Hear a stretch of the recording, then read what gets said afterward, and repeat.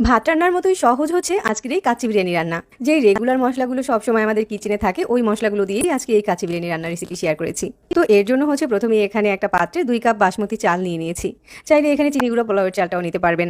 চালটাকে এখন পর্যাপ্ত পরিমাণ পানি দিয়ে ভালো করে ধুয়ে তারপর হচ্ছে 20 মিনিটের জন্য ভিজিয়ে রাখবো।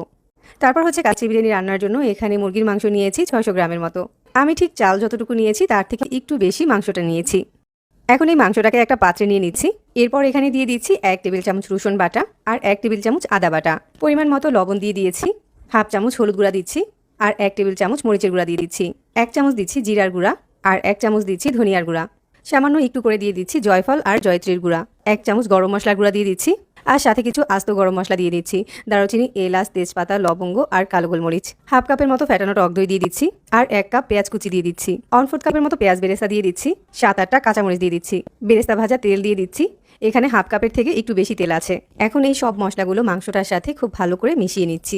আর আজকের এই কাচ্চি বিরিয়ানি রান্নাতে এক্সট্রা অন্য কোনো মশলা ব্যবহার করিনি, শুধুমাত্র একটু গরম মশলা দিয়েছি আর একটু জয়ফল আর জয়ত্রীর গুঁড়া দিয়েছি। আর এই মশলাগুলো আমাদের সবার কিচেনেই থাকে।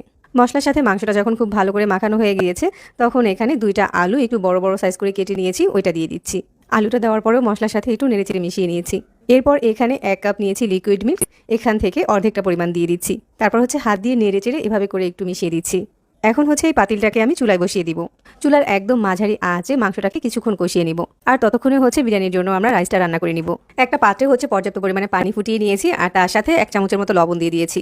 সাথে কিছু গরম মশলা দিয়ে দিচ্ছি, দারুচিনি, এলাচ, তেজপাতা, লবঙ্গ আর 1 চামচের মতো দিয়ে দিচ্ছি শাহি জিরা। আর যে বাসমতি চালটাকে আগেই ভিজিয়ে রেখেছিলাম ওই চালটাকে হচ্ছে এখন পানি ঝরিয়ে দিয়ে দিচ্ছি। এখন হচ্ছে এই চালটাকে 80%-এর মতো সিদ্ধ করে নিচ্ছি। এর থেকে বেশি রান্না করা যাবে না, বাকি রান্নাটা দমে করে নিব।